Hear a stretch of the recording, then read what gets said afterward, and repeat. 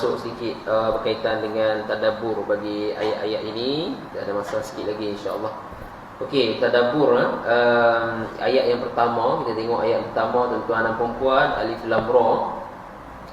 Alif lam ra ni tuan-tuan dan puan-puan, masya-Allah,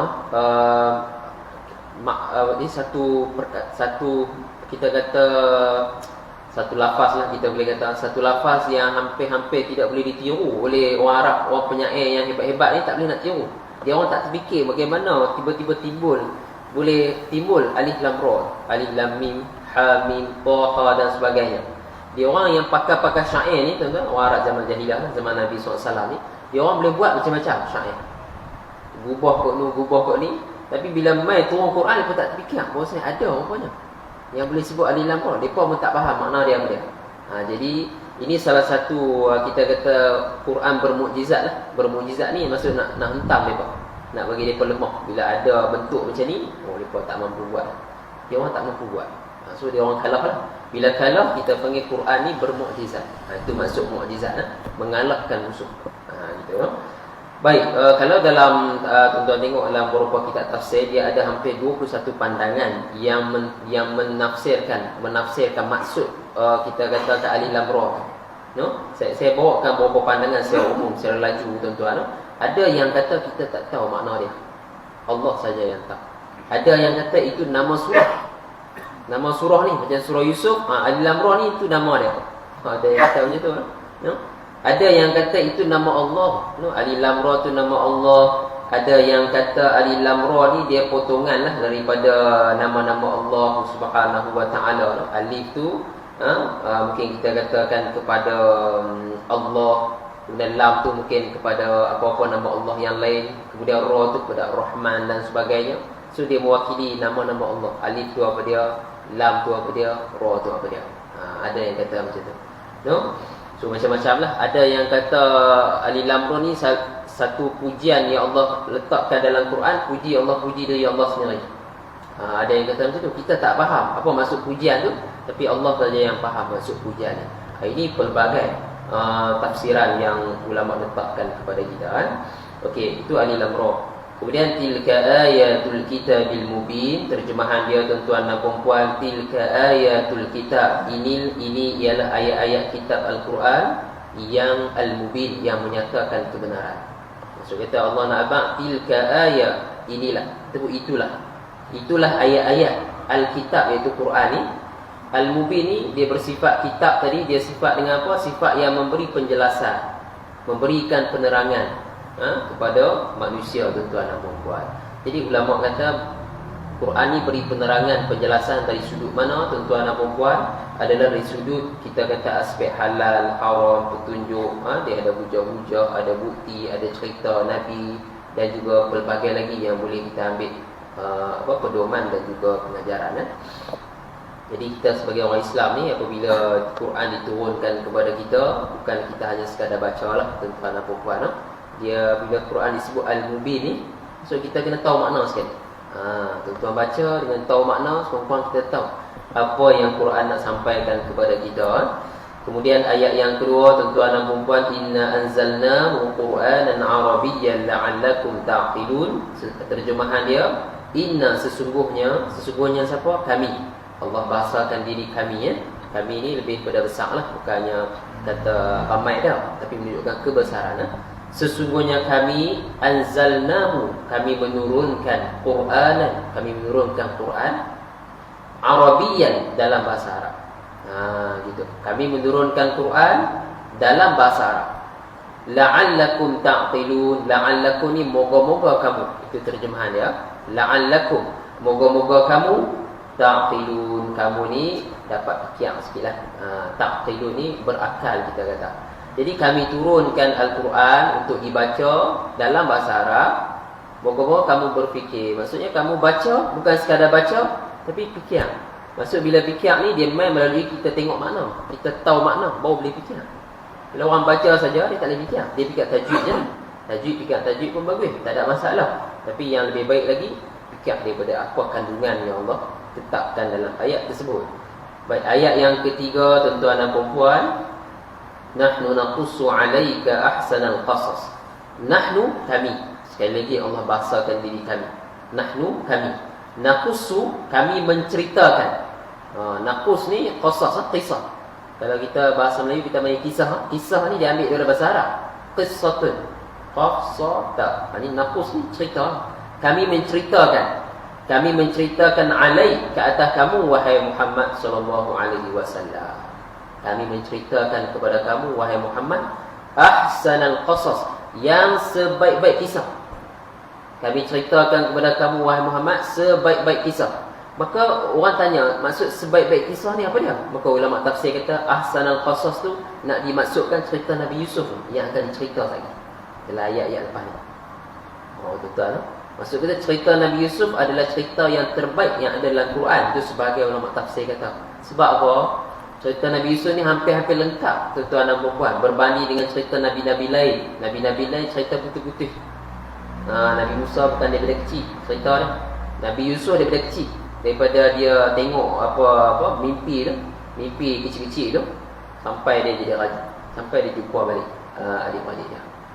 Jadi komplit lah. Dia agak lengkap daripada awal sampai habis. Jadi itu Allah sebut ahsanal qasas, sebaik-baik kisah Nabi Yusuf alaihissalam. Baik, kemudian bima auhayna ilaika hadzal Quran. Kami ceritakan, kita kata cerita Nabi Yusuf tadi, bima dengan apa, auhayna yang telah kami wahyukan, ilaika kepada kamu. So kami ceritakan cerita Nabi Yusuf tu melalui wahyul, melalui apa yang terkandung hadzal Quran, yang ada dalam Quran. Gitu. So nama Al-Quran tu Allah yang bubuh sendiri. Kita duduk kitab besar-besar ni Al-Quran. Al-Quran ni nama yang diletakkan oleh Allah sendiri, itu hadzal Quran. Kalau orang tanya siapa yang letak nama ni, Allah yang letak. Gitu. Dia sama macam kita katakan suratul Fatihah diberi nama sebagai Sab'ul Masani. Sab'ul Masani ni maksud kata 7 ayat yang diulang-ulang. 7 ayat yang diulang-ulang. Maka dia punya kita kata nama tersebut diberikan oleh Allah Subhanahu wa taala dalam surah Al-Hijj, tak silap saya. Surah Al-Hijj Allah sebut sab'ul masani, sab'an minal masani wal Qur'anil azim. So sab'an minal masani nama yang diberikan untuk surah Fatihah. Di mana surah Fatihah ini kita sentiasa ulang-ulang dia. Masani ini maksud kita ulang-ulang.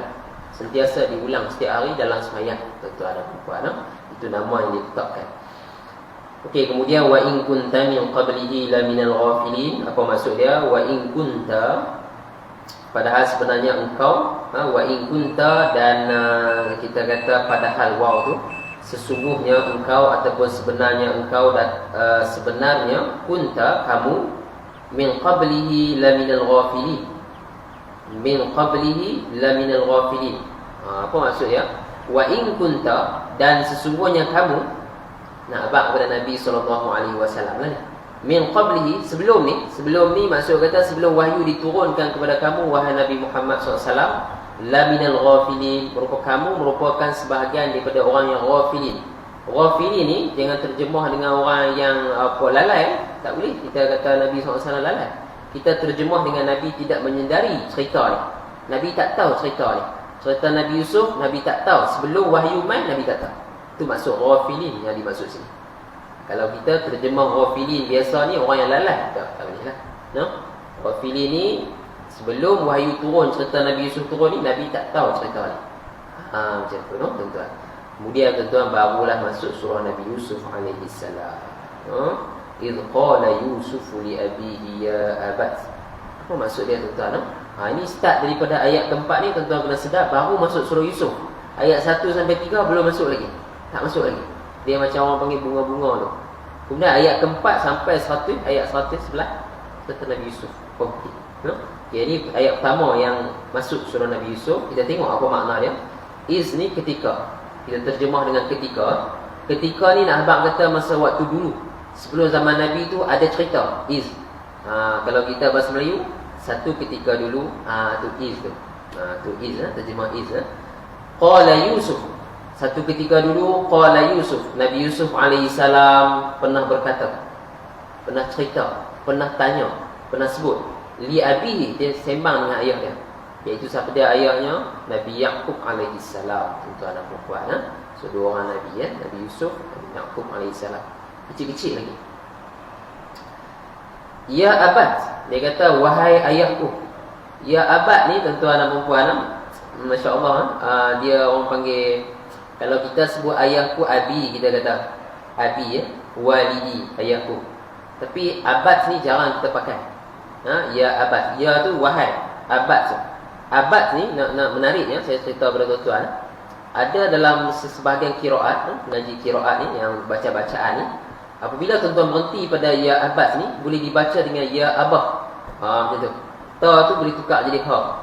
Ni ceritanya bila berhenti sahaja. Ya abah. Jadi saya duk fikir, bahasa Melayu kita duk panggil abah-abah, mungkin daripada sini lah. Mungkin dah boleh jadi. Kita duk panggil abah kan. Baba, abah, ayah. Abah tu boleh diambil daripada sini untuk sebahagian bacaan qiraat yang mutawatir daripada Nabi SAW. Ketika waqaf boleh dibaca dengan ya abah, macam gitu. Tapi kita yang hafz di Malaysia kita baca ni, berhenti dia ya abad, kita berhenti dengan ta. Qiraat lain dia tak silap saya qiraat Ibnu Amir yang baca dengan kha bulat. Macam tu. Jadi itu menariknya tuan-tuan, kita ambil abah kan. Jadi mungkin tuan-tuan sebelum ni dah kena tahu. Okey. So dia cerita dia tanya kepada ayah dia. Dia cerita, ini sesungguhnya aku, Nabi Yusuf kata, sesungguhnya aku ra'aitu, aku melihat. Aku melihat. Melihat dalam mana tuan-tuan dan puan, dalam mimpi. Tu pernah ingat dalam mimpi. Itu ulama tafsir dah murai siap lah. Dalam mimpi, bukan tengok mata kepala dah, tapi dalam mimpi. Dia tengok apa tuan-tuan dan puan? Ahada asyara kaukaba. 11. Ahada asyara ni 11. Kaukaba ni boleh kita terjemahkan dengan bintang lah. Bintang lah, bintang di langit. Dia kata 11 bintang, wasyamsa, dan juga matahari, wal qamar, dan juga bulan. Sebelah bintang, satu matahari, satu bulan. Ra'aituhum, aku melihat mereka, li, bagi aku, sajidi, mereka sujud kepada aku. Gitu. Jadi kefahaman umum dia, aku tengok sebelah bintang, satu matahari, satu bulan, semua tu sujud kepada aku, dia kata. So dia tanya Nabi Yaqub, apa maksud ni? Apa maksud tu? Tuan-tuan dan puan-puan. Dan Nabi Yaqub akan jawab dalam ayat yang kelima yang kita akan baca pada sesi yang akan datang, tuan-tuan dan puan-puan. Cumanya saya nak sedikit saya kongsikan kepada tuan-tuan.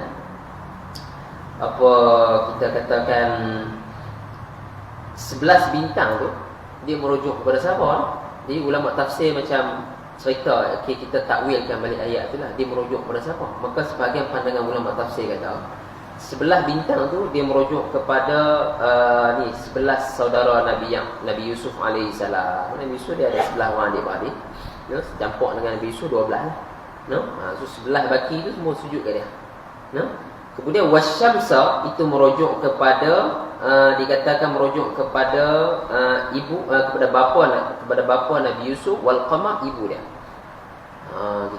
Jadi seolah macam 11 orang adik-beradik, mak pak dia Nabi Yusuf AS sujud kepada Nabi Yusuf.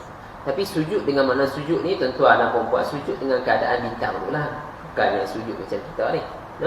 Jadi ulama tafsir kata ini merupakan satu petunjuk lah bahawasanya dia berkait dengan cerita last kali di mana Nabi Yusuf AS bertemu balik dengan mak ayah dan juga adik-adik dia.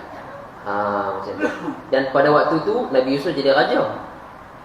Jadi ayah, mak ayah dia, adik-beradik jadi rakyat, seorang bawah lah. Jadi nak abang kata sujud tu seolah macam raja dengan rakyat lah, lebih kurang macam tu. Dia punya kedudukan. So ada perkaitannya. Dan benda tu akan ditafsirkan oleh Nabi Yaqub AS. Tapi Nabi Yaqub dia tak tafsir penuh. Dia tafsir sikit dan kemudian dia bagi peringatan bahawa jangan cerita kepada adik-beradik yang lain. Orang tanya kepada kita, pada ketika Nabi Yusuf AS mimpi ni, tuan-tuan dan perempuan, dia umur berapa? Maka sebahagian banyaklah yang tafsir yang saya cari ni menyatakan umur 12 tahun.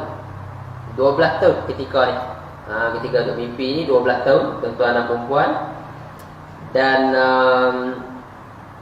apa kita katakan, daripada mimpi ni tuan-tuan, daripada hari yang dia mimpi ni sampai kepada bertemu balik dengan Nabi Yaqub dan Nabi Yusuf dan adik-beradik dia 11 orang tu, dia lepas pada kisah lepas ni, daripada berlaku mimpi ni sampai depa tak jumpa, kemudian depa jumpa balik, dia punya tempoh masa tu sebahagian kata 40 tahun ataupun 80 tahun. Masuk kita macam tu. So lama tuan-tuan tu. Daripada kisah tu, daripada mimpi tu, lepas tu Nabi Yusuf hilang daripada mereka, tak jumpa dah.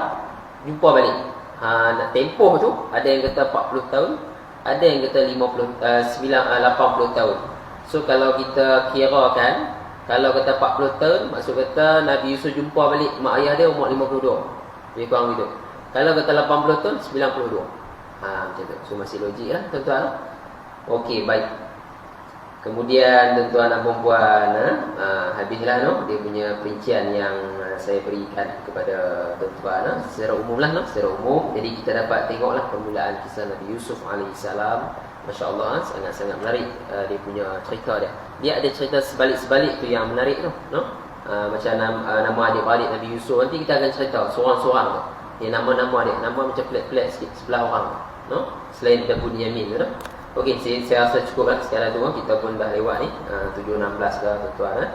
Okey, moga-moga bermanfaat kita punya talaqi kita dan juga sedikit tadabbur ringkas yang saya berikan kepada tuan-tuan. Moga kita dapat hayati makna-makna ni dan dapat kita jadikan pengetahuan dan kita sampaikan kepada adik-adik kita, anak-anak kita dan sebagainya, insya-Allah.